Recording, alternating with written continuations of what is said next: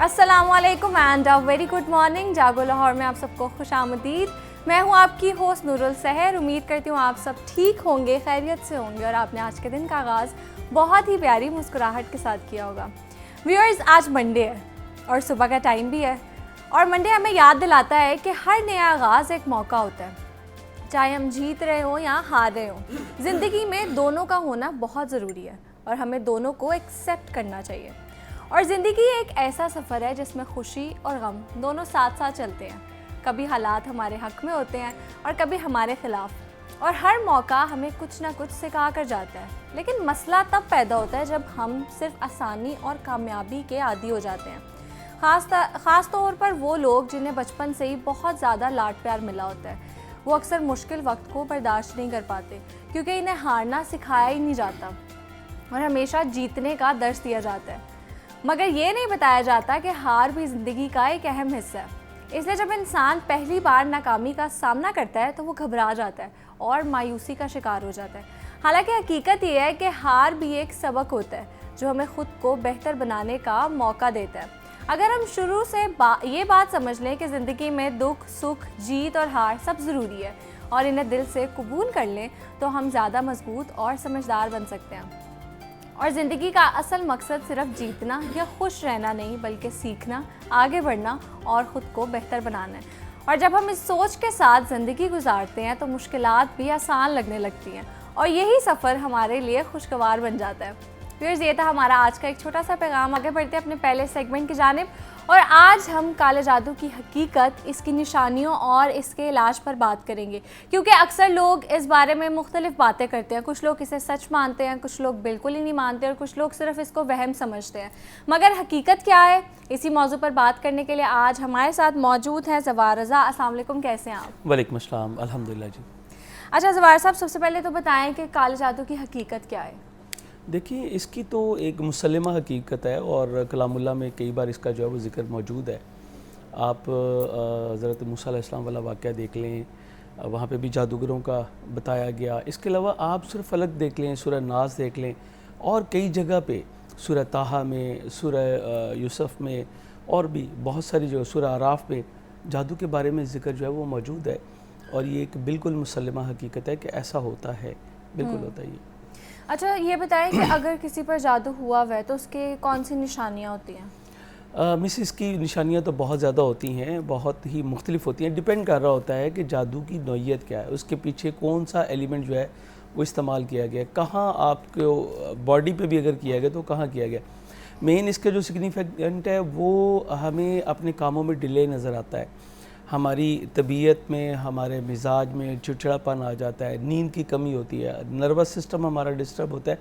चूँकि जादू जब भी किया जाता है तो मेन उसका जो होता है वो आपके ब्रेन को कैप्चर करते हैं। जब वो आपके ब्रेन को कैप्चर करते हैं तो आपके ज़िंदगी के तकरीबन तमाम ही जो मामलात हैं वो डिस्टर्ब होना शुरू हो जाते हैं, जिसमें आपके जो अज़दवाजी मसाइल हैं वो भी डिस्टर्ब होते हैं, जो आपके माशरती मामलात हैं, जो आपके फ़िज़िकल चीज़ें हैं वो सब डिस्टर्ब होना शुरू हो जाते हैं। सर दर्द होना, अक्सर इसकी जो निशानियाँ वो मिलती हैं आपको, क्योंकि कुदरत का भी एक साथ में सिस्टम है ना, इसके साथ ही पैरेलल, तो वो आपको बताता है ड्रीम्स के ज़रिए। आपको ख्वाब आने शुरू हो जाते हैं, ख्वाबों में गंदगी देखना, ख्वाबों में मुर्दे देखना, ख्वाबों में आप जानवर देख रहे हैं, मुख्तलिफ स्पेशीज़ देख रहे हैं जिनका तल्लुक़ ही, यानी जिनको देख के आपको कराहत आती है। मिसाल के तौर पे छिपकली है, उसी की एक बड़ी शक्ल जो है वो क्रोकोडाइल की सूरत में आपको नज़र आती है, स्नेक्स आपको नज़र आते हैं, गंदगी नज़र आती है। तो ये ज़रूरी है कि अगर किसी को ख्वाब में ही नज़र आ रहे हैं तो उस पर जादू ही हुआ हो? मोस्टली ऐसा होता है, ये इंडिकेशंस है ना इन्हीं चीज़ की। ठीक है, लेकिन वो आपको अलर्ट करती है? वो आपको कुदरत अलर्ट कर रही होती है कि आपके साथ कुछ पैरानॉर्मल जो है ना वो मामला स्टार्ट हो चुके हैं। कुदरत का एक पूरा सिस्टम मौजूद है इसके साथ ही, तो वो आपको इंडिकेट करता है। इसके अलावा बहुत सारी चीज़ें हैं, यानी इंसान जो है वो उसके अकीदा मुतसलसल होना, दीन से दूरी हो जाती है, इबादत की तरफ, नमाज की तरफ, इन चीज़ों की तरफ नहीं जाता, अपने फ़राइज़ जानते हुए, समझते हुए उनको अदा नहीं कर पाता। उसके बनते बनते काम जो है वो बिगड़ना शुरू हो जाते हैं। और कई बार हमने देखा है कि अक्सर इसकी जो वजह है वो हसद है। चुके तो हसद मोस्टली आपकी कामयाबियों से होता है, आपकी बिज़नेस से होता है, आपकी औलाद से होता है। तो ये वो तमाम कॉज हैं जो कि जादूगर को आपकी तरफ मतवज्जो करते हैं। राइट। अच्छा ये बताएं कि पाकिस्तान में तो मुझे नहीं लगता ऐसे होता होगा, होता भी होगा तो कम होता होगा, हमने इतना सुना नहीं है, लेकिन इंडिया में, बांग्लादेश में चीज़ें बहुत कॉमन है कि जो नींबू है उस पे उसको कुछ करके तो चौराहे पे रख देते हैं, और इस बारे में ये कहा जाता है, जो उधर के लोग हैं वो कहते हैं कि आप जब चल रहे हो ना, आपका ऊपर पाँव आ गया है तो किसी और पे वो चीज़ होती है, वो आपके साथ हो जाती है, मतलब अपना जादू उतारने के लिए वो किसी पे ट्रांसफ़र कर देते हैं। तो क्या ये सच है? इस बात में कितनी हकीकत है? अच्छा, इसका जो लीमू के ऊपर एग्जैक्टली इसके ऊपर जो है वो जादू तो नहीं होता, लेकिन ये जादू के उतार के तौर पे जो इस्तेमाल किया जाता है, सदक़े के तौर पे इस्तेमाल किया जाता है। चूँकि मैं खुद एक स्पिरिचुअल कंसल्टेंट भी हूँ, तो हम भी कई लोगों को सदका बताते हैं, लेकिन साथ ही मैं इंडिकेट करता हूँ कि कभी भी सदका चौक चौराहे में मत फेंकें, मत डालें। सबसे बेहतर सदका तो ये है कि आप किसी डिज़र्विंग पर्सन को दे दें। यहाँ पे बहुत सारे मामला हैं। अच्छा, आपने ये कहा कि पाकिस्तान में तो आपने नहीं देखा, होता होगा, लेकिन मुझे इल्म नहीं। आपकी एक्चुअली जो जब हम टीन लोग टीनेजर थे ना, तो ये जितनी भी आपके सराउंडिंग में दीवारें ने सब दो बड़े इश्तहारों से बनी होती थी, जिसमें से एक जादू के होता था, बंगाली बाबा और ये सब कुछ। अब आके ये चीज़ें कम हो गई हैं, लोगों को अवेयरनेस आ गई है कि अच्छा, एक कॉलर है, उनका सवाल लेते हैं, फिर हम इसको कंटिन्यू करेंगे। जी फरजाना, अस्सलाम वालेकुम। वालेकुम सलाम। अच्छा, मैं ये बात करना चाहती हूँ कि मेरी दिल, वालेकुम सलाम, अभी हमारी ज़िंदगी बड़ी अच्छी तरह चल रही थी, ठीक है। इस समय से पहले कहते हैं ना कि मिट्टी को हाथ में लगाते सोना बन जाती है, जब सोने को पकड़ते हैं ना तो मिट्टी बन जाता है, ठीक है। घर के हालात इतने ख़राब हो गए हैं कि बच्चियाँ माशाल्लाह पढ़ रही थी, उनकी चपलियाँ हो गई हैं, सारा दिन वो पढ़ती रहती हैं। काम है वो भी बिल्कुल बात सोचते हैं, नहीं है वो भी बात बिल्कुल नहीं सुनता है, ठीक है। और बच्चे बीमार, मैं खुद 1000 बीमार रहती हूँ। कब से हो रही है? कुछ न कुछ होता रहता है, तकरीबन ये 7-8 साल से हो रहा है। जब कोई बहन भाई को किसी मदद की जरूरत थी, हम करते थे। अब वो है कि जो बहन भाई भी दूर होते जा रहे हैं, कोई रिश्तेदार पास नहीं आ रहा, जिसकी वजह से मैं डिप्रेशन और हर वक्त परेशानी में रहती हूँ। बच्चियाँ बजाय पढ़ाई के उनको मैं जॉब की तरफ ले गई हूँ। बच्चियाँ वो टीचिंग कर रही हैं, आगे पढ़ना चाहती हैं, इतने वसाइल नहीं है। नहीं से बात करती हैं, सारा दिन पार्क बैठे रहते हैं, सुनते ही नहीं है। वही थे जिनको फिक्र होती थी घर की, बच्चों की, अब बिल्कुल नहीं सुनते हैं। बोलती हूँ, लड़ाई करती है, झगड़ा करती, कुछ भी कर लो, उनसे अक्सर ही नहीं होता। ना बच्चों को नजर आते हैं, ना मैं उनको नजर आती हूँ। समझ नहीं आ रही कि क्या हो रहा है, हम बहुत परेशान हैं। कोई ऐसा हल भाई है तो हमें बता दें। ओके, ये तो एग्जैक्टली वही जादू की अलामतें हैं, अक्सर घरों को तबाह कर दिया जाता है इन्हीं चीज़ों की वजह से। और सबसे पहला जो उसमें एलिमेंट आता है वही आता है घर में ना इत्तफाकी, ना चाकी, ये चीज़ें नज़र आना शुरू हो जाती है। और वही बात जैसे इन्होंने कहा, खुद भी बीमार हैं और जो मियाँ बीवी के दरमियान ताल्लुकात हैं वो भी डिस्टर्ब, पूरी फैमिली डिस्टर्ब हो गई है। मैं इनको मशवरा दूंगा कि आप 7 सलाम पढ़ें, कलामुल्लाह में मौजूद हैं 7 सलाम। अगर आप इंटरनेट पे भी लिखे गूगल पे तो निकल आते हैं, ठीक है। सलाम क्या है? सलामती है। तो जब आप सलाम भेजते हैं तो उधर से भी जवाब आता है। आप उसको देखेंगे तो आपको समझ आएगी कि आप सरकार दो आलम पे, उनकी जद पे, उनकी आल पे आप मुख्तलिफ़ तरीके से जो वो सलाम भेजते हैं और फिर वहाँ से सलामती आपके लिए आती है। नंबर 1। नंबर 2, मैं ऐसे तमाम मशहूर जितने भी हैं मैं उनसे कहूँगा कि दुरूद ताज पढ़ें, रोज़ाना 7 मरतबा दुरूद ताज पढ़ना अपना मामूल बना लें, तो आप देखेंगे कि वो जो डार्कनेस है ना वो ब्राइटनेस में तब्दील होनी शुरू हो जाएगी इंशाल्लाह आपकी। इसके अलावा भी बहुत सारी चीज़ें हैं, लेकिन ये जो केस अभी मेरी बहन ने जो अभी डिस्कस किया, इसके अकॉर्डिंग मैंने इनको बताया कि आप ये करें। यहाँ पे डिपेंड करता है कि जादू है या नहीं है। सबसे पहली बात, अगर किसी एक फ़र्द की बात होती तो हम कहते हैं सियारगान का अमल दखल हो सकता है, जिसमें कि 90% सियारगान का अमल दखल होता है। अच्छा, वो क्या होता है? सियारगान जो आपके मूव करते हैं आपके बर्थ चार्ट के अकॉर्डिंग, वो भी कई बार ब्लॉकेजेस लगा देते हैं। कई बार आपका इम्तहान भी आता है परवरदिगार की तरफ से। नहीं, रेट्रोग्रेड इज़ समथिंग एल्स, वो तो एक बड़ी छोटी सी बात है। डेबिलिटेशन आती है आपके ज़ाइचे के 6ठे में, 8वें में, 12वें में जब प्लैनेट्स मूव करते हैं तो कुदरत की तरफ से आपके लिए बहुत सारे इम्तहानात आ जाते हैं। फिर कई बार जब 6ठे घर में जब मूव कर रहे होते हैं तो वहाँ पे नज़र बद होती है, हसद होता है, जेलसी का बहुत बड़ा एक एलिमेंट वहाँ पे आता है। आपके जो ओपन एनिमीज़ है वो राइज हो जाते हैं, 12वें में आता है तो हिडन एनिमीज़ जो है वो राइज हो जाती हैं। तो ये चीज़ें हैं, डिपेंड करता है। अगर सियारगान के हवाले से है तो इंटरनेट पे मैंने एक दुआ दी हुई है, दुआए रद्द नुसरत सियारगान के नाम से, बाय ज़फ़ार रज़ा जावा करके सर्च कर लें, आपको मिल जाएगी। डेली उसकी रूटीन रखें, उससे भी आपको फ़र्क पड़ेगा। अच्छा, यहाँ पे एक और बहुत अहम चीज़ है, अगर हम इलाज की सूरत में बात करें तो एक बहुत बड़ा इलाज है कि आप अपनी इन्वायरमेंट को जो है वो स्पिरिचुअल रखें। पहले हमारे घरों में स्पेशली होता था कि कम अज़ कम जुमेरात को तो होता था कि भाई 1 घंटा कोई एक बैठ गए, सारी फैमिली बैठ गई, कोई महफिल का हुआ। हमने देखा हुआ है इसमें आज़म के दौर होते थे, दौरे कुरान होते थे घरों में, लेकिन अब चीज़ें बहुत सारी तब्दील हो गई। अब तो किटी पार्टी में चले गए ना हम लोग। तो ये वो बड़ी वजूहात हैं जो हमारे मामलात को जो है वो ख़राब करती हैं, जो मसाइल की तरफ जो है वो हमें ले जाती हैं। ठीक है। अच्छा ज़वार साहब, ये बताएं कि किन किन चीज़ों पे जादू होता है, क्योंकि हमने ये सुना है कि जो बाल हैं आपके, इस पे भी जादू होता है, और अगर आप जो आपके झूठे कपड़े हैं वो किसी को नहीं देने चाहिए क्योंकि कपड़ों में एनर्जीज़ होती हैं, तो उस पर भी जादू हो सकता है। तो बताएं और कौन कौन सी चीज़ों पर जादू होता है?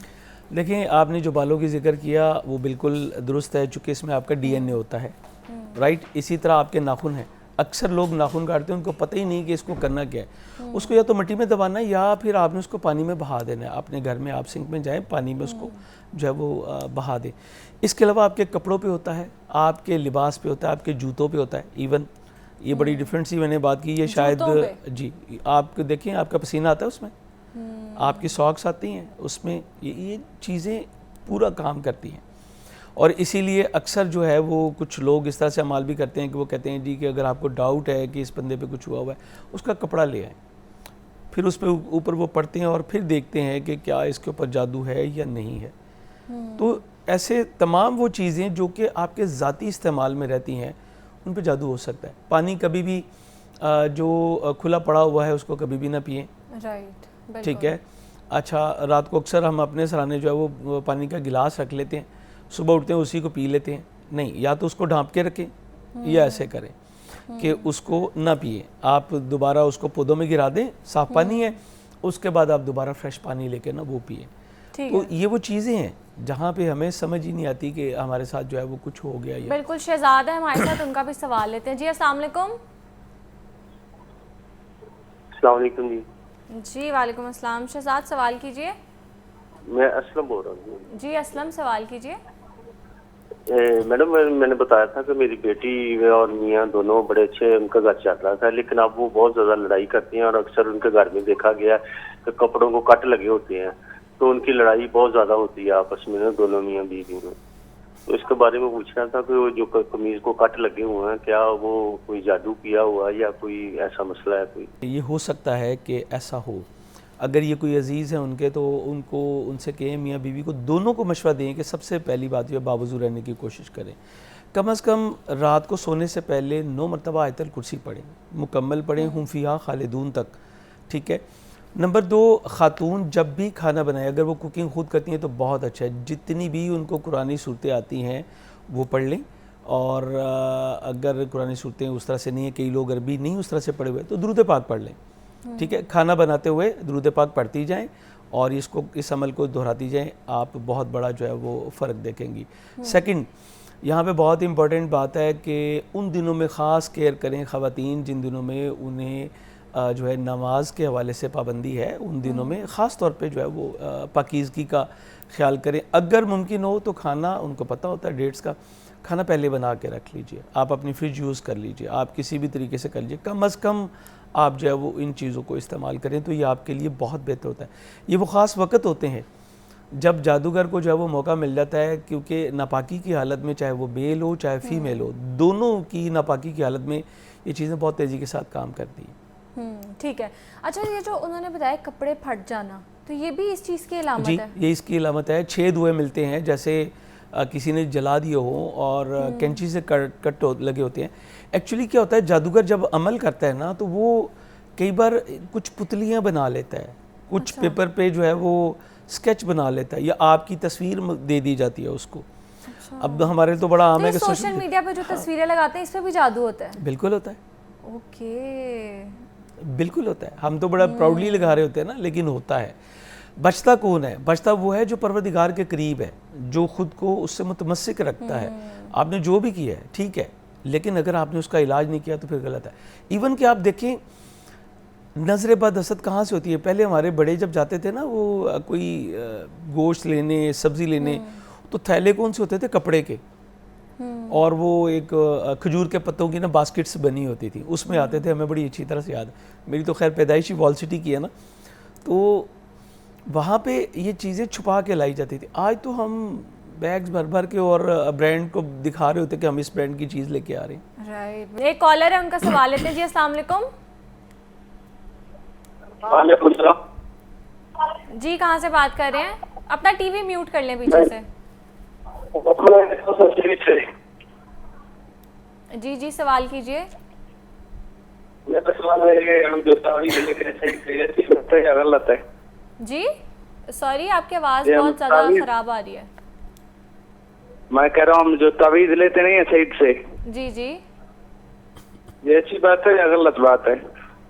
ठीक है, तावीज़ का पूछ रहे हैं। देखें, तावीज़ लेना गलत बात नहीं है, गलत बात यह है कि आप किसी गलत मकसद के लिए ले रहे हैं, वो अलग चीज़ और है। गलत बंदे से ले और गलत बंदे से ले रहे हैं, गलत बंदा ही देगा ना गलत मकसद के लिए, सही बंदा तो गलत मकसद के लिए नहीं देगा। तावीज़, मैं आपको एक वाक़या सुना लगा तो इनके सवाल का भी जवाब आ जाएगा। मेरे एक दोस्त जो है वो अपने एक दोस्त को लेके आए कि इनके साथ जो है ना कुछ मसाइल हैं, आउट ऑफ सिटी से आए थे, मेरे पास आके बैठे, मैंने पूछा, वो ऐसे था जैसे बंदा गायब दिमाग है। अच्छा, मेरे पास एक तावीज़ लिखा पड़ा हुआ था ज़ाफ़रान से, आयात शिफा का, कलामुल्ला में है, इसका एक तावीज़ लिखा था। मैंने पानी की बोतल मंगवाई और उसमें वो तावीज़ डाल के तो मैंने रख दिया। मैंने कहा 10 मिनट ठहर जाएँ, ज़ाफ़रान इसमें हल हो जाए, फिर आप इसको इस्तेमाल कर लें। हम कोई घंटा डेढ़ बैठे, घंटा डेढ़ में उस बंदे ने वो 1.5 लीटर की पानी की बोतल जो है वो पी ली। अब 1.5 लीटर में वो ऐसे वापस आया कि जैसे वो कहता मैं तो दुनिया में आ गया हूँ।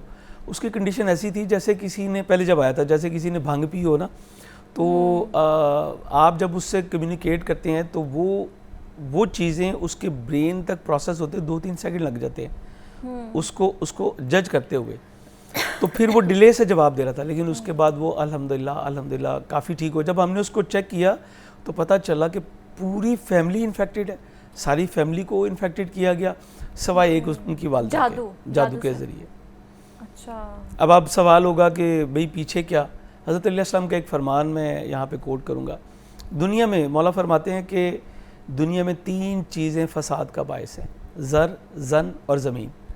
आप जिस मामले को भी देखेंगे ना, अगर उसमें कुछ बड़ा इन्वॉल्व है तो पीछे ये होगा, कोई चौथी चीज़ निकलेगी नहीं। दुनिया के वाक़या देख लीजिए, जंगें तो देख लीजिए। आपने कहा कि उनकी अम्मा पे नहीं था और बाकी सब पे था। बाकी सब पे था, तो वो क्योंकि उनकी वालदा जो हैं वो, उनके आमाल कुछ ऐसे थे कि वो चीज़ें अपना काम ही नहीं कर पाई। ओके, ठीक है। और वो की थी उनके घर में, मैंने उसी की के थ्रू जो है उनको रेस्क्यू किया था। पानी मैंने दिया उनको कि ये सबको पिला लें, इंशाल्लाह मालिक करम कर देंगे। लेकिन मेजर उनकी वालदा की दुआओं से मैंने उस फैमिली पूरी को जो है वो रिकवर किया था। ओके, याद रखें, आपके वालिदैन दुनिया में आपके लिए एक बेहतरीन पीर हैं। आपका कोई मसला हो, आप परवरदिगार तक जाने से पहले अपनी वालदा से कहें कि परवरदिगार से मेरे लिए दुआ करें, अपने वालिद से कहिए। अगर आपके वालिदैन याद नहीं, उनकी कब्र पे चले जाइए। अगर आप वहाँ पे भी नहीं जा सकते, अपने ख़ानदान के किसी बुज़ुर्ग के पास चले जाइए, जो भी इस वक्त बड़ा है, आपकी ननियाल में है, आपकी ददियाल में, किसी से भी, कि परवरदिगार से आपके हक़ में दुआ करें, खुद करें और उनको भी कहें। ये एक बहुत बड़ा हमारा एक ज़रिया है जिसको कि हम छोड़ देते हैं, हम भूल जाते हैं। आप देखें ना, अल्लाह ताला ने माँ बाप की कितनी फजीलत बताई है, यूँ तो नहीं बताई, राइट, बिला वजह तो नहीं फरमाई। सही है। अच्छा, जाते जाते हमें क्विक टिप्स दे दें कि इससे बचने के लिए हमें क्या करना चाहिए। आपको डेली सूरह फलक, सूरह नास पढ़नी चाहिए, कम से कम 9 मरतबा फजर में सूरह फलक पढ़ें, सूरह नास पढ़ें। बहालत पाकीज़गी रहें, जितना दुरूद पाक पढ़ सकते हैं उतना दुरूद पाक पढ़ें। ये वो अमल है दुरूद पाक कि मैं आपको अगर ये कहूँ कि तमाम चीज़ों से बाला है, अफजल है, ये वो अमल है जो परवरदिगार खुद करता है। परवरदिगार सरकार दो आलम ख़त्मी मरतबा सल्लल्लाहु अलैहि वसल्लम पे दरूद भेजता है और कहता है कि ए ईमान वालो, तुम भी, मैं और मेरे फरिश्ते भेजते हैं। इन्नल्लाह व मलाइकतहु युसल्लूना अलैहि वली, वो जो आया था वो यही है। तो इस अमल से आप अपनी ब्राइटनेस को अपने अंदर, जिसको हम औरा कहते हैं, उसको ब्राइट कर सकते हैं। याद रखिए, जब आप दरूद पाक पढ़ेंगे, जब आप सरकार ख़त्मी मरतबत पे दरूद भेजेंगे तो यकीनन वहाँ से भी बहुत कुछ आपके लिए आता है। अच्छा, फिर आपकी कनेक्टिविटी बढ़ती चली जाती है, आप उन अमाले कबीहा से दूर होते चले जाते हैं जिसको मना फरमाया गया। राइट, बिल्कुल ऐसे ही है। हम बात कर रहे थे नज़र बद के हवाले से, जादू के हवाले से, किन किन चीज़ों पे ये होता है, कैसे हम इससे बच सकते हैं। मेरे साथ मौजूद थे ज़वार रज़ा साहब, thank you so much for your time. Welcome. अब यहाँ लेंगे एक ब्रेक के बाद दोबारा मिलते हैं।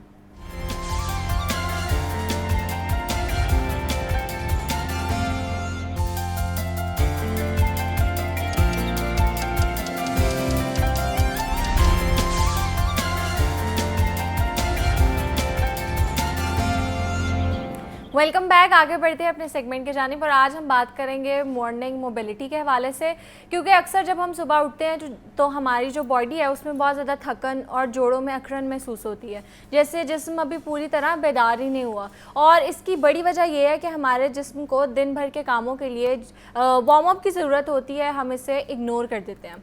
सुबह की सिर्फ चंद मिनट की हरकत या सुबह उठ के अगर हम कुछ स्ट्रेचेस कर लें, कुछ एक्सरसाइज कर लें, तो पूरा दिन जो हमारा ब्लड फ्लो है या जो हमारे जॉइंट्स में कहते हैं जंग लग गया है वो उसको ख़त्म कर देती है। तो आज हम इसी हवाले से बात करेंगे। मेरे साथ मौजूद हैं डॉक्टर इरम हसन। अस्सलाम वालेकुम, कैसी हैं आप? वालेकुम सलाम ठीक, आप कैसी हैं? अल्लाह का शुक्र। अच्छा ये बताएं, कुछ लोग जब सुबह उठते हैं ना, 8 घंटे की नींद, 9 घंटे की नींद उनकी पूरी होती है, वो सोते भी ठीक है, लेकिन सुबह उठ के उनको बहुत ज़्यादा स्टिफनेस फील होती है बॉडी में, as if they can't move, और एकदम से उनसे उठा भी नहीं जाता। वो कहते हैं डीफ्रॉस्ट होने में उनको थोड़ा टाइम लगता है, और उनके जॉइंट्स, कुछ लोगों के तो जॉइंट्स बहुत दर्द करते हैं और वो थोड़ी देर बाद ठीक हो जाते हैं। तो सबसे पहले तो इसकी रीजंस बताएं कि ये होता क्यों है।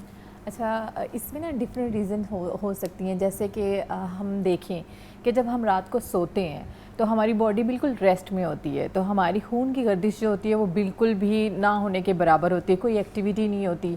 जैसे ही हम सुबह उठते हैं तो वो हमारा ब्लड फ्लो जो होता है वो बहुत स्लो होता है, तो हमें काम करने के लिए या फिर कुछ भी एक्टिविटी करने के लिए वार्म अप की ज़रूरत होती है, और हमारे मसल्स और हमारे जॉइंट्स जो होते हैं वो रेस्ट में होते हैं। तो जैसे ही हम उठते हैं तो हमें पेन स्टार्ट होती है, या फिर ख़ास तौर पे उन पेशेंट्स में होती है या उन लोगों में होती है जिनमें विटामिन डी की कमी हो, आयरन की कमी हो, या फिर जिनको अर्थराइटिस जो है वो फैमिली हिस्ट्री में आता हो या फिर स्टार्ट हो रहा हो, तो ये एक सिम्टम्स होती हैं। बट बेसिकली जो है हमारी बॉडी रेस्ट में होती है, उसकी वजह से जो है हमें पेन या फिर नमनेस इस तरह सुबह उठते ही थकन सी फील होती है। तो एक्टिविटी करते रहना चाहिए। अच्छा ये बताएं, कुछ लोग जब सुबह उठते हैं ना, उनका अक्सर बाजू सुन हो जाता है, उनकी नेक में बहुत ज़्यादा पेन होती है। तो अगर हम, जैसे हमारे घर में हम किसी को बताएं, वो कहते हैं कि आप गलत पोजीशन में जब सो तो तब आपके साथ ये होता है। तो सोने की सही पोजीशन क्या है और गलत पोजीशन क्या है? इसमें पोस्टर हमारा आपने बहुत अच्छा क्वेश्चन किया। पोस्टर जो है वो बहुत मैटर करता है। इवन के जब हम रेस्ट में होते हैं और अगर हम गलत पोस्टर में चले जाएं तो बहुत सारे ऐसे स्पाइन्स के इशू होते हैं जो स्टार्ट हो जाते हैं। जो आपका एग्जैक्ट तरीका है उसमें आपको सोते हुए तो वैसे तो पता नहीं होता कि हम कौन सी करवट में हैं, बट ये है कि हमें अपने पोस्टर का ख्याल रखना चाहिए। जब हम सोते हैं तो एटलीस्ट उस पोजीशन में जब सबसे पहले हमारा जो बेड है और हमारे सोने की जगह है वो कंफर्टेबल होनी चाहिए। जो हमारा मैट्रेस है, मेडिकेटेड मैट्रेस जो वो ज़्यादा रेकमेंड करूँगी क्योंकि उसमें स्पाइन के इशू बहुत ज़्यादा कम देखने को मिले हैं। अच्छा। अब तो लोग इस चीज़ की पहले अवेयरनेस नहीं थी, अब इस चीज़ को जो है वो लोग बहुत ज़्यादा फॉलो करें। तो मैं आपको सजेस्ट करूँगी कि आप मेडिकेटेड जो है वो मैट्रेस यूज़ करें। उसमें आपकी स्पाइन की अलाइनमेंट, आपकी बैक का पेन, ये सारा उसमें खुद ब खुद मैनेज होगा। अच्छा, अक्सर ना लोग कहते हैं कि तकिए के बगैर आप सो ना, कुछ लोग ऊंचा तकिया लेते हैं। हाँ जी। तो वो आपकी स्पाइन के लिए बहुत ज़्यादा डेंजरस है और उसकी वजह से पेन भी बहुत ज़्यादा रहती है। कुछ लोग बहुत ही ऊंचा तकिया लेते हैं, तो अक्सर कहा जाता है तो बिल्कुल प्लेन लें मेडिकेटेड, या तो बगैर तकिए के सोएं। अच्छा, वो 1-2 दिन आपको थोड़ा मसला करेगा, लेकिन बाद में वो आपकी पेन के लिए अच्छा है। आपने बहुत अच्छा क्वेश्चन किया। पीलो जो है वो बहुत मैटर करता है। आपने सुना होगा कि मैं रात सोई हूँ, सुबह उठ के जी मेरी नेक में बहुत ज़्यादा पेन हो रहा है। तो नेक में पेन की बेसिकली वजह, रीजंस जो होती है वो गलत पोस्चर भी होता है, जिसमें हमारी नेक जो है वो कंफर्टेबल नहीं होती। वो इस पोजीशन में चली जाती है जहाँ हमारे बहुत सारे मसल्स जो इनएक्टिव हो जाते हैं और फिर वो पेन कॉज करते हैं। तो इसका एग्जैक्ट तरीका ये है कि आप सॉफ्ट पिलो यूज़ करें और अंडर द नेक की ये जो हमारी बैक पे स्पेस आती है, बाज़ औक़ात ये खाली होती है। हम तकिए पे लेट तो रहे होते हैं, बट वो स्पेस जो है वो खाली होती है, जिसकी वजह से मसल्स जो है वो इनएक्टिव हो जाते हैं और हमें पेन की हमारी कॉज बनती है। तो इसमें बेस्ट यही है कि आप जो है वो सॉफ्ट पिलो यूज़ करो, बट अंडर द नेक उसको एग्जैक्ट आप यूज़ करने का तरीका अगर आपको आ गया, आपको कभी नेक पेन नहीं होगा। और इससे बेसिकली जो डिजीज़ स्टार्ट होती है सर्वाइकल रेडिकुलोपैथी, जो हमारा हम कहते हैं हमारा दर्द निकल के हमारे हाथ पाँव हाथ में जा रहा होता है और हाथ जो है वो सुन्न हो रहे हैं, Right. उसकी एग्जैक्ट रीज़न यही होती है। तो इसमें डिफरेंट जो है वो पैथोलॉजीज़ हैं। नेक के ये होता है कि जब हम ऑफिस वर्क में बैठे होते हैं, ऑफिस के जो लोग होते हैं उनके लिए बेसिकली मैं कहूँगी कि जब आप काम कर रहे होते कंटिन्यू, या फिर लैपटॉप पे, आजकल हमारी जनरेशन जो लैपटॉप में बहुत ज़्यादा आ गई है, तो आपको कुछ ऐसी एक्सरसाइज हैं जो कंटिन्यू करनी चाहिए डेली बेसिस पे। टेक नेक का भी मसला होता है जिसको टेक नेक भी कहते हैं और नेक हम्प भी कहते हैं। हाँ जी।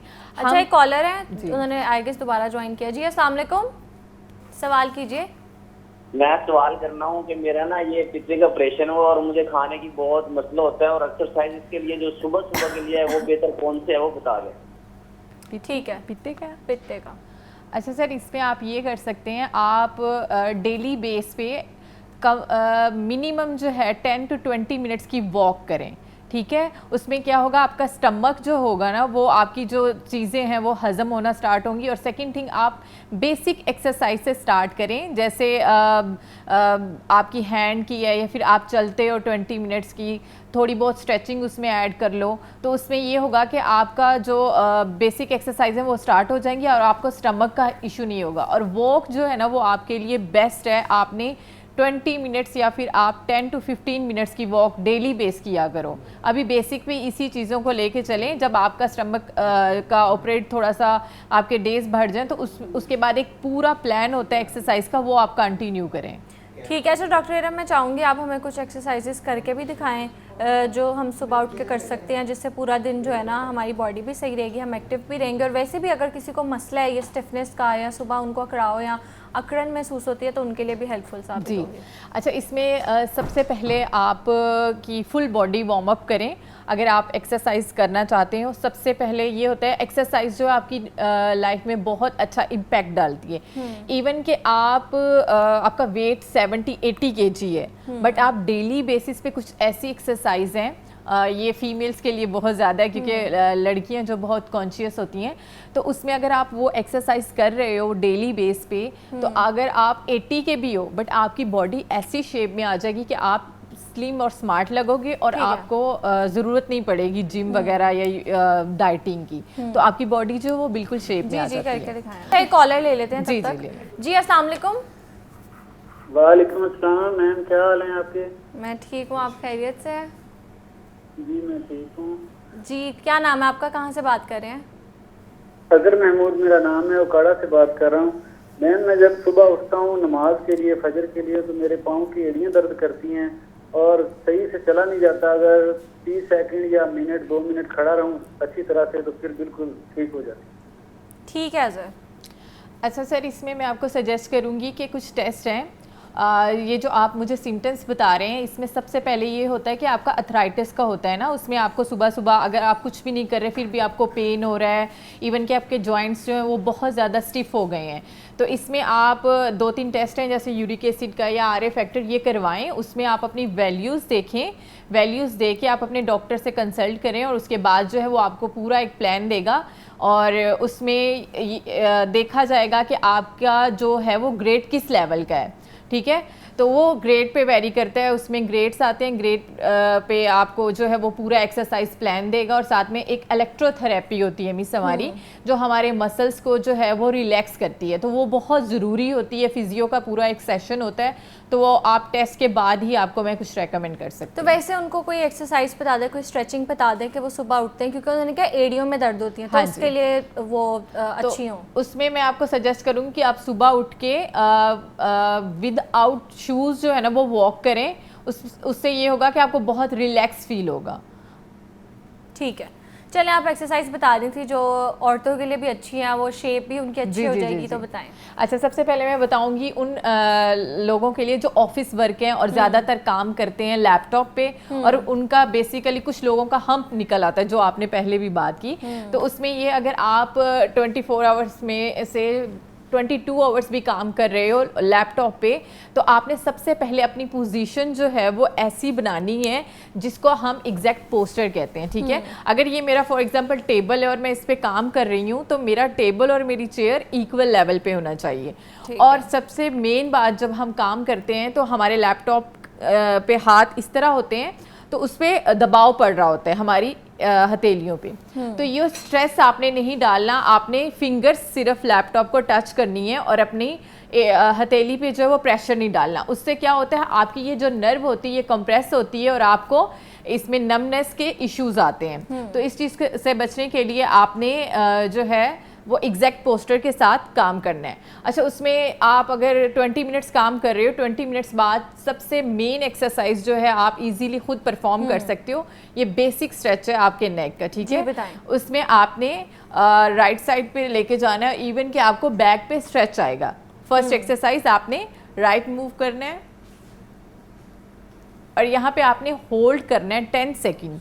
10 सेकेंड के बाद आपको बैक पे बिल्कुल स्ट्रेच आएगा, आपको खुद फील होगा और आप रिलैक्स फील करोगे।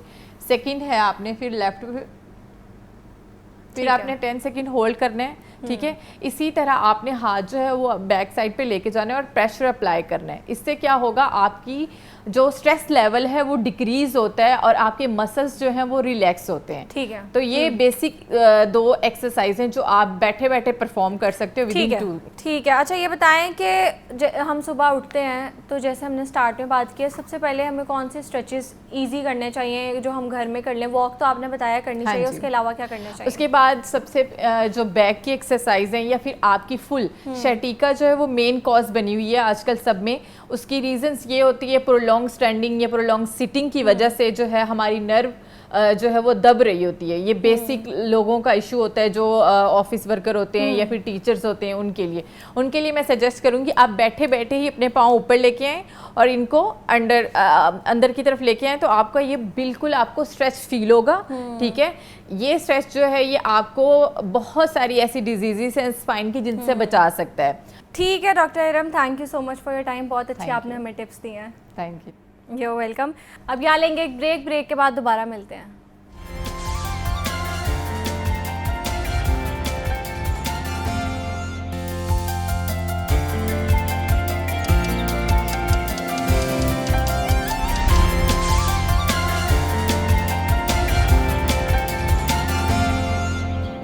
आगे बढ़ते हैं अपने सेगमेंट की जानिब और आज हम बात करेंगे उस औरत की जो घर भी संभालती है और बाहर काम भी करती है।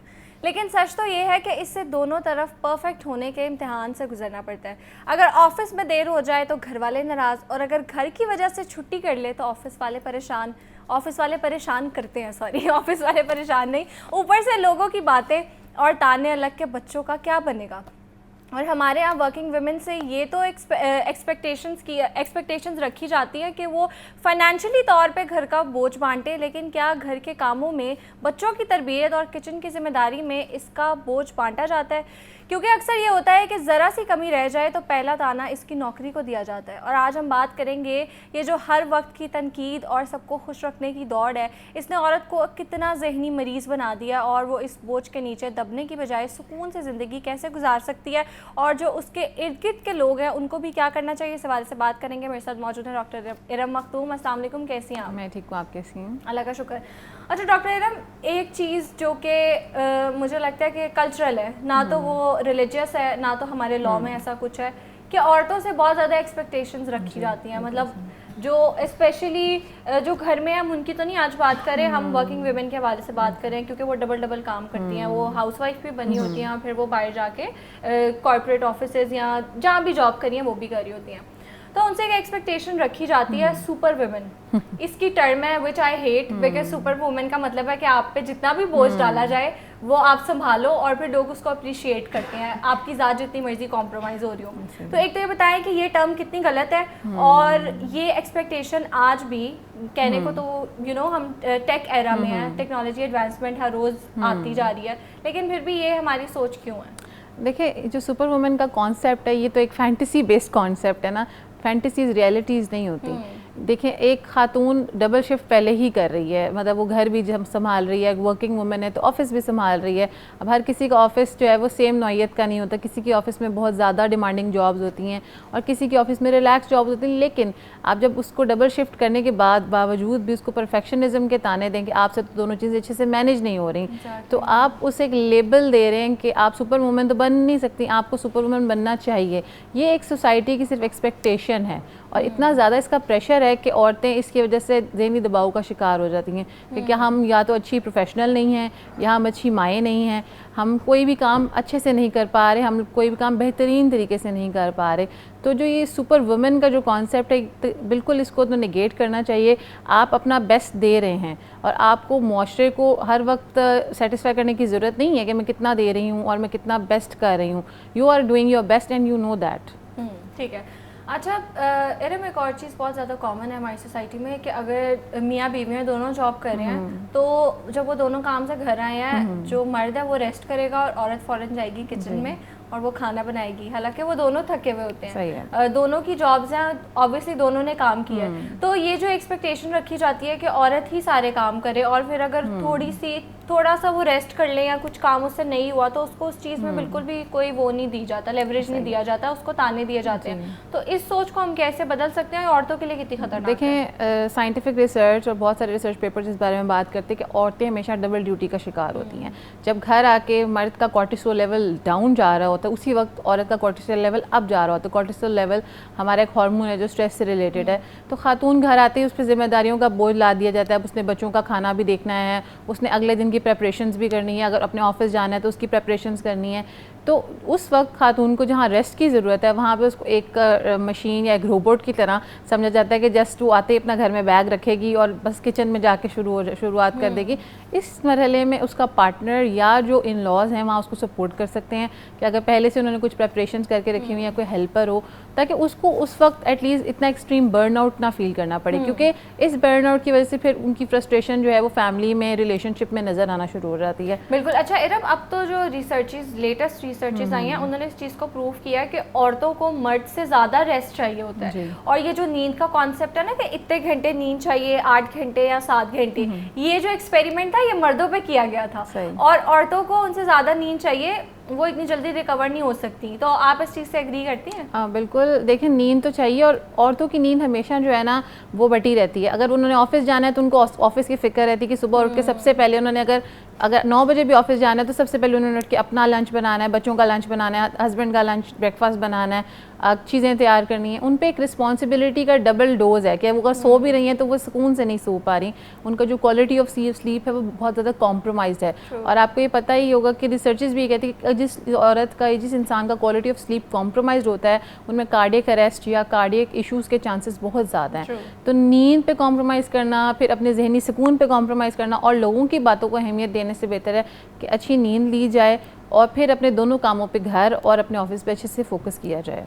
अच्छा इरम, ऑब्वियसली सोल्यूशन तो इन चीज़ों का यही होता है कि पहले आप कम्युनिकेट करो और आप अपनी प्रॉब्लम बताओ, अगले की प्रॉब्लम सुनो और उसको समझो। लेकिन अगर कोई नहीं समझ रहा, आप बार बार उसको कम्युनिकेट कर रहे हो, क्योंकि कहा तो जाता है ना कम्युनिकेशन इज़ की, लेकिन कम्युनिकेट करने का क्या फ़ायदा जब अगले बंदे को समझ ही नहीं आ रहा? तो उस सूरत में आप क्या करें? डिस्टेंट हो जाएं? देखें, आपने कम्युनिकेट कर दिया, लेकिन इसमें सबसे बड़ी बात यह है कि औरत जो है ना यूजुअली वो सेल्फ कंपैशनेट नहीं है, अपने बारे में कंपैशन नहीं रखती, अपने आप पे रहम नहीं करती, क्योंकि हमें लगता है कि जब तक हम इन तमाम चीज़ों को मुकम्मल नहीं कर लेंगे, बेस्ट तरीके से परफॉर्म नहीं कर लेंगे, तो हम ना एक अच्छी माँ हो सकते हैं, ना एक अच्छी एम्प्लॉय हो सकते हैं, ना एक अच्छी बीवी बन सकते हैं।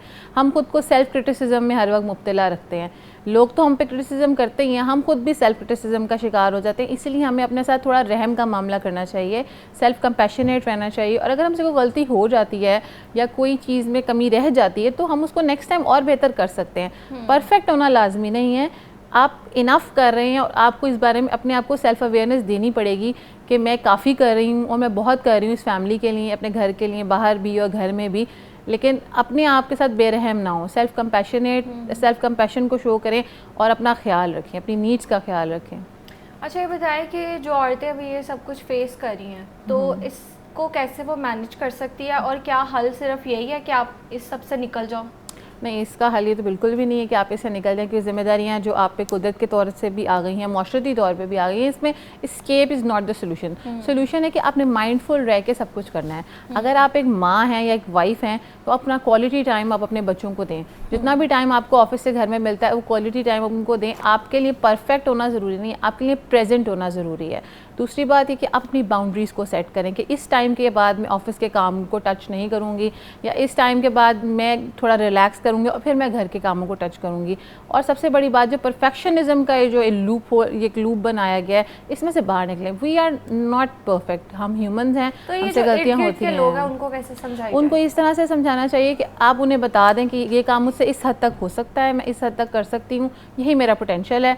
अगर आप इससे राज़ी हैं तो ठीक है, नहीं है तो आप उनकी बातों को लेकर इतना बॉदर ना करें, क्योंकि आप जब तक बॉदर होते रहेंगे, आप उनकी बातों को दिमाग पे हावी रखेंगे, तो आप कभी भी बेहतर नहीं हो सकते, क्योंकि उनकी बातें कभी ख़त्म नहीं होनी। But you know that you are doing your best and you are doing the best effort you can. आप उतनी एफर्ट करें जो आपके जहनी सुकून को बर्बाद ना करें, क्योंकि अगर आप खुद खाली हो गए तो आप लोगों को कुछ नहीं दे सकेंगे। You can not pour from an empty glass. आप खुद खाली हैं तो आप लोगों को क्या देंगे, अपने बच्चों को क्या देंगे, हस्बैंड को क्या देंगे, और ऑफिस में क्या देंगे? You can not do anything if your mind is overloaded with work. अच्छा ये बताएं कि ये तो हम पार्टनर की बात कर रहे थे ना, हम पार्टनर को समझा रहे हैं, तो उम्मीद है समझ आए। तो ये बताएं कि जो ससुराल का प्रेशर है वो बहुत ज़्यादा टॉक्सिक होता है, और लड़कियों को I don't know why they feel like कि हम ऊपर से सब कुछ सीख के आए हैं और सब कुछ हमें ही करना है, सारी रिस्पॉन्सिबिलिटीज जो कि हम पे नहीं है वो भी हम पर डाली जाती हैं। तो उस चीज़ को हम कैसे मैनेज करें, क्योंकि अक्सर बहुत ज़्यादा टॉक्सिक हो जाती है चीज़ें। उस चीज़ में हमें कम्युनिकेट करने की बहुत ज़रूरत है, और जहाँ तक बात है इसमें नो भी कहना आना चाहिए। आप जब परफेक्ट बहू बनने के चक्कर में आप हर वक्त कहते हैं ना मैं सब कुछ कर सकती हूँ, मैं कुकिंग भी कर सकती हूँ, मैं क्लीनिंग भी मैनेज कर सकती हूँ, मैं हेड भी कर सकती हूँ, हर चीज़ को देख सकती हूँ, आपको बताना चाहिए कि कुछ सलाहियतें मेरे बस के बाहर की हैं। अगर आप थोड़ा सा इम्परफेक्ट भी हो जाएंगे तो कोई आपको आपके रिश्ते से हटा नहीं देगा, आपकी उस पोजीशन से आपकी बहू की पोजीशन छिन नहीं जाएगी। आपको एक्सेप्टेंस आपके अंदर होनी चाहिए कि अगर कोई चीज़ आप में वो सलाहियत नहीं है तो you are learning that and you should communicate to others. अच्छा, मतलब डॉक्टर इरम ये बात सच है कि जिन लोगों को काम नहीं आता, जिन लड़कियों को, उनको ससुराल में जाके सिर्फ ताने सुनने को मिलेंगे, और जिन लोगों को काम भी आता है तो वो काम भी करेंगे, उनको काम भी करना पड़ेगा और ताने भी सुनने को मिलेंगे। ये तो हमारा जो मुआशरा है ना, इसमें एक बहुत ज़्यादा एक्सपेक्टेशन है जिसकी वजह से लोग आपको तानाजनी करते हैं। इस तरह की एक्सपेक्टेशन एक तो रखनी नहीं चाहिए। जब भी कोई लड़की मैरिटल रोल में स्विच करती है और वो एक वर्किंग वुमेन भी है तो उस पर वर्किंग लोड बहुत ज़्यादा होता है। प्रोफेशनल फील्ड ये नहीं देखती कि you are switching to a new role तो आपका वर्कलोड कम कर दिया जाए।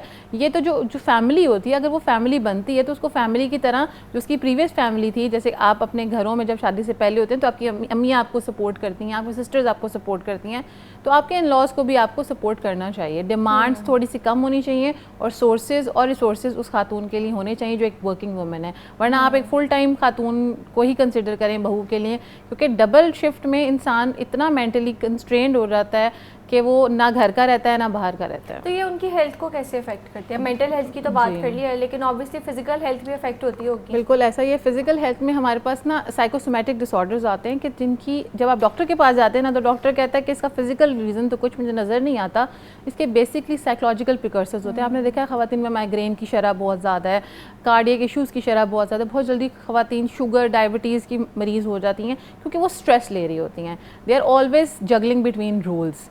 वो जगलिंग बिटवीन रोल्स जो है ना उनको इन बीमारियों का शिकार कर देता है। बहुत सारी ख़वातीन जब कार्डियक अरेस्ट से इस दुनिया से जल्दी चली जाती हैं, चाहे वर्किंग वुमेन हैं चाहे हाउस वाइफ्स हैं, क्योंकि उन पर रोल कंस्ट्रेंट ही बहुत ज़्यादा है कि आपने इस रोल में फ़िट होना है, आपने परफेक्ट बहू बनना है, परफेक्ट अम्मी बनना है। आपका बच्चा अगर कोई गलती करेगा तो आप ही इसकी जो है ना ज़िम्मेदार हैं। हालांकि दोनों पार्टनर्स को बच्चों की तरबियत में, उनकी परवरिश में अपना रोल अदा करना चाहिए, सिर्फ माँ की ज़िम्मेदारी नहीं है। आज के मॉडर्न दौर में जब हम औरत से कमाई एक्सपेक्ट करते हैं कि वो कमा के लाए, अर्न करे, तो हम ये भी एक्सपेक्ट करना चाहिए कि वो उसको आराम की भी ज़रूरत है और ख़ावंद को भी उसको आराम देने की पूरी कोशिश करनी चाहिए, चाहे हेल्पर की सूरत में चाहे पर्सनली उसको सपोर्ट करे। अच्छा ये बताएं कि आपने बात किया कि दोनों को इक्वली ना काम बांट लेना चाहिए और सही से काम करना चाहिए, तो कैसे दोनों जो है अपने रोल्स डिवाइड कर लें? देखिए बहुत सारी चीज़ों में हस्बैंड अपना रोल अदा कर सकते हैं। आजकल देखा गया है कि हस्बैंड ख़वातीन को गाड़ियाँ पकड़ा देते हैं और कहते हैं बच्चों का पिक एंड ड्रॉप भी आप करें, ग्रॉसरी भी आप करें, कोई मेडिकल इमरजेंसी हो जाती है वो भी आप करें। तो जहाँ पे एक मर्द अगर अवेलेबल है, घर में अवेलेबल है, तो अगर वो ये जिम्मेदारी निभा सकता है कि ग्रॉसरीज वो कर सकता है या ट्रैफिक का हैसल वो बर्दाश्त कर सकता है, कोई पिक एंड ड्रॉप पे खातून की हेल्प कर सकता है, तो उसमें उसकी हेल्प करे। आजकल बीवियों को जो आपने सबसे शुरू में बात की थी, सुपर वुमेन ही समझा जाता है कि वो अपना ऑफिस भी मैनेज करें, ऑफिस से आके बच्चों को पिक एंड ड्रॉप्स भी प्रोवाइड करें, ग्रॉसरीज भी मैनेज करें। अच्छा डॉक्टर इरम, ये बताएं कि वर्किंग वुमेन जो हैं उनको एक गिल्ट में डाला जाता है कि तुम अच्छी माँ नहीं हो, अच्छी बीवी नहीं हो, क्यों जस्ट बिकॉज वो काम कर रही हैं साथ, और इवन तो वो कंट्रीब्यूट भी कर रही होती हैं घर में, लेकिन फिर भी उनको ना एक गिल्ट में डाला जाता है। तो इस गिल्ट से वो कैसे बच सकते हैं? देखिए, इस गिल्ट से वो इस तरह से बच सकते हैं। सबसे पहले तो मैं आपको एक रिसर्च आपके साथ शेयर करूँगी कि बहुत सारे रिसर्चर्स ने फाइंड किया है कि जितनी भी जो वर्किंग मदर्स हैं ना, उनके बच्चे, उनकी सेल्फ इस्टीम ज़्यादा हाई होती है, वो ज़्यादा इंडिपेंडेंट होते हैं, और जब वो ग्रो करते हैं तो वो अपनी मदर्स की अचीवमेंट से बहुत ज़्यादा इंस्पायर होते हैं।